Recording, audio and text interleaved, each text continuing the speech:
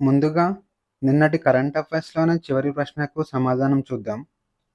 International monetary ఫండ్‌కు executive డైరెక్టర్‌గా ఎవరు ఎన్నికయ్యారు? ఆన్సర్ వచ్చేసి Urjit Patel. National teachers award 2025 ఉపాధ్యాయ దినోత్సవ సందర్భంగా సెప్టెంబర్ 5వ తేదీన కేంద్రం నేషనల్ టీచర్స్ అవార్డ్ 2025 కార్యక్రమాన్ని నిర్వహించింది. దేశంలో 45 మంది ఉపాధ్యాయులు నేషనల్ టీచర్స్ అవార్డును అందుకున్నారు.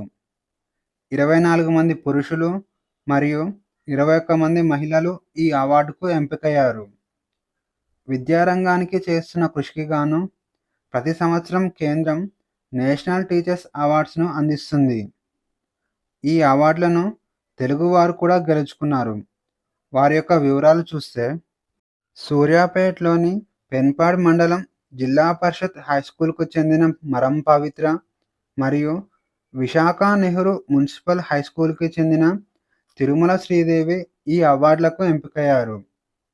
అలాగే డిగ్రీ స్థాయిలో టీచింగ్లో ప్రతిభ చూపించినందుకు ఆంధ్రప్రదేశ్కు చెందిన డాక్టర్ మెండా దేవానంద్ కుమార్కు బెస్ట్ టీచర్ అవార్డు లభించింది.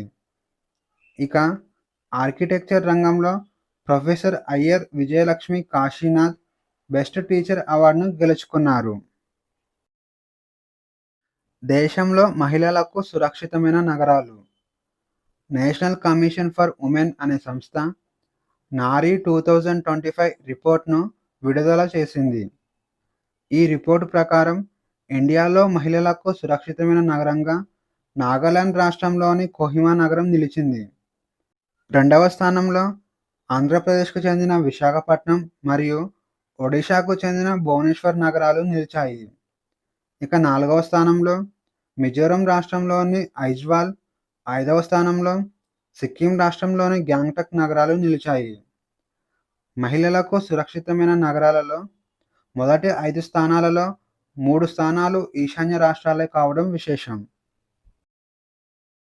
కపాస్ కిసాన్ యాప్ పత్తి రైతుల కోసం కేంద్ర ప్రభుత్వం కపాస్ కిసాన్ యాప్ను ప్రారంభించింది.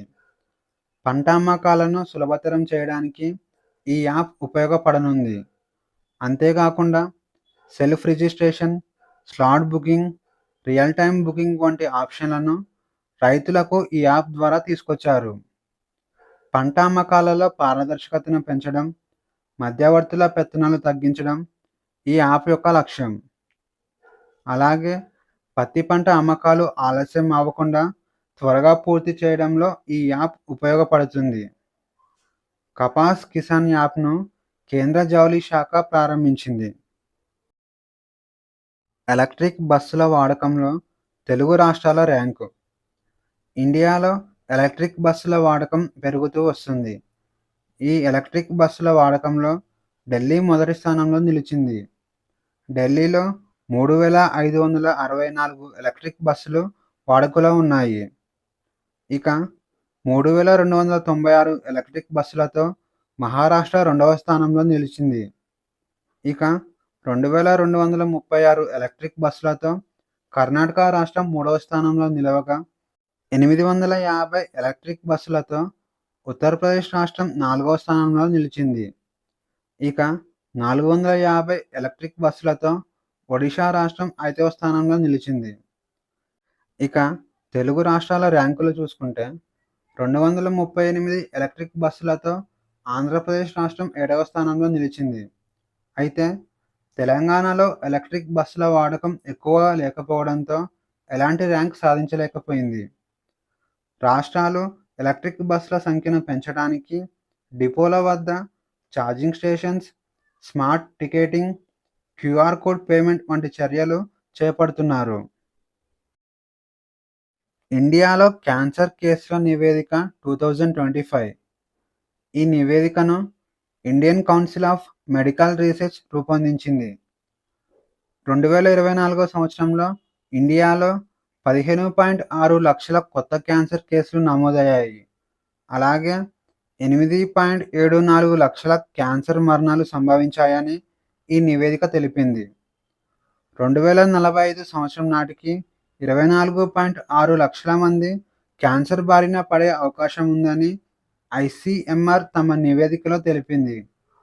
ఇక ఇండియాలో ఎక్కువగా మహిళలు క్యాన్సర్ బారిన పడుతున్నారు.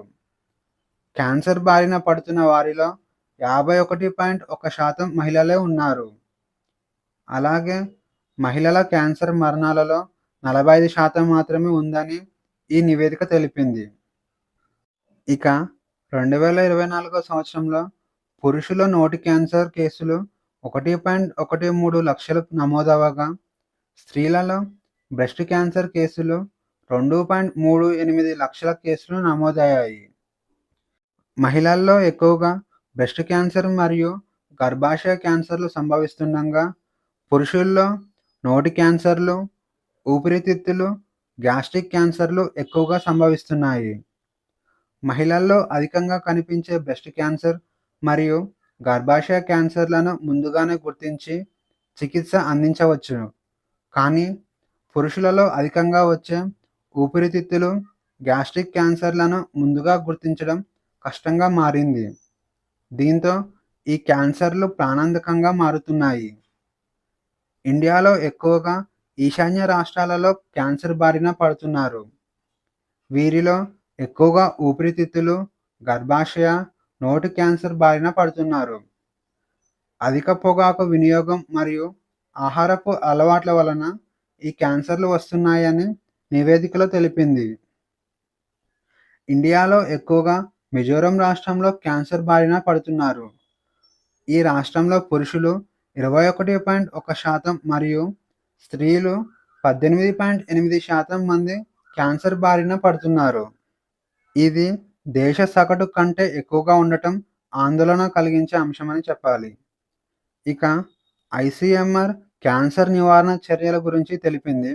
వాటి వివరాలు చూస్తే, ఈ క్యాన్సర్లను తగ్గించడానికి కేంద్ర ప్రభుత్వం ఆయుష్మాన్ భారత్ కార్యక్రమం ద్వారా క్యాన్సర్పై అవగాహన కల్పిస్తున్నారు. అలాగే క్యాన్సర్ను నివారించడానికి ముందుగానే స్క్రీనింగ్ టెస్టులు చేస్తున్నారు. అలాగే ఆరోగ్యకరమైన ఆహారపు అలవాట్లు మరియు క్రమం తప్పకుండా రోజు వ్యాయామం చేయటం వలన క్యాన్సర్ రాకుండా అరికట్టవచ్చని ఐసీఎంఆర్ తెలిపింది. క్యాన్సర్కు చికిత్స కంటే నివారణే ఉత్తమమని Indian council of medical research తమ నివేదికలో తెలిపింది. Food safety and standards authority of ఇండియాకు కొత్త చీఫ్ ఎగ్జిక్యూటివ్ ఆఫీసర్ నియామకం.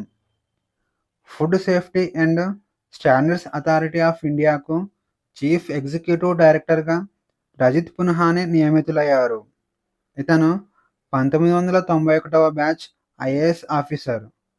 ఇతనికి public finance, taxation, social security, health and energy రంగాలలో అనుభవం ఉంది. Rajit Punhani Sansad TV chief executive ఆఫీసర్గా పనిచేశాడు. అలాగే Rajya Sabha secretary, skill development ministry యొక్క సెక్రటరీగా కూడా రజిత్ పున్హానే సేవలు అందించాడు. వరల్డ్ ఛాంపియన్షిప్లో భారతదేశానికి కాంస్యం. బ్యాడ్మింటన్ వరల్డ్ ఫెడరేషన్ ఆధ్వర్యంలో జరిగిన వరల్డ్ ఛాంపియన్షిప్లో భారతదేశం కాంస్య పథకాన్ని గెలుచుకుంది. భారత షట్లర్లు సాత్విక్ సాయిరాజ్, చిరాగ్ శెట్టి జోడీ ఈ పథకాన్ని గెలుచుకున్నారు. అయితే చెన్ బోయాంగ్, లియు యు జోడీతో జరిగిన సెమీఫైనల్ మ్యాచ్లో చివరి వరకు పోరాడి త్రుటిలో మ్యాచ్ను కోల్పోయారు. ఈ వరల్డ్ ఛాంపియన్షిప్ పోటీలు ఫ్రాన్స్ దేశంలోని ప్యారిస్ నగరంలో జరిగాయి.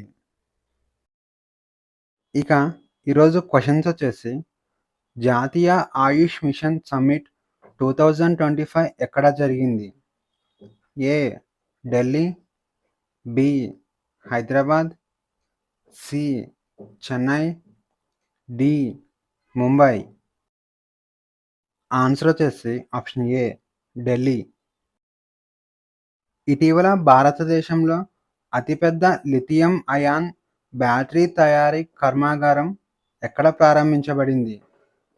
ఏ Gujarat, B Rajasthan, C Madhya Pradesh, D Haryana. Answer వచ్చేసి option D Haryana. Angikaar 2025 initiative ఏ మంత్రిత్వ శాఖ ఆధ్వర్యంలో పనిచేస్తుంది? ఏ. హోం వ్యవహారాల మంత్రిత్వ శాఖ. బి. గృహ నిర్మాణం మరియు పట్టణ వ్యవహారాల మంత్రిత్వ శాఖ. సి. ఆర్థిక మంత్రిత్వ శాఖ. డి. సామాజిక న్యాయం మరియు సాధికారత మంత్రిత్వ శాఖ.